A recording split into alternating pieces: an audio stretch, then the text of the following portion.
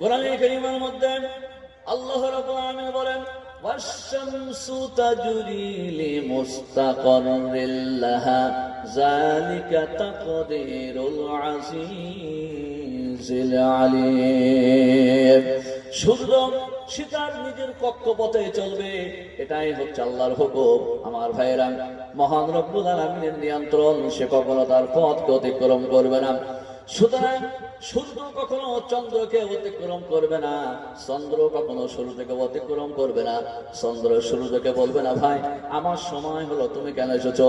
আর সূর্য কখনো চন্দ্রকে বলবে না আমার সময় হলো, তুমি কেন এসেছো? দিনের পরে রাত, রাতের পরে দিন, দিন কখনো রাতকে অতিক্রম করবে না, রাত কখনো দিনকে অতিক্রম করবে না। প্রত্যেকটি বস্তু নিয়মিত চলবে। কুল্লু ইয়াজরি লিআজালিম মুসাম্মা, প্রত্যেকটি বস্তু নিয়মিত চলবে। এটাই হচ্ছে একমাত্র মহান আল্লাহ রাব্বুল আলামিনের নিয়ন্ত্রণ।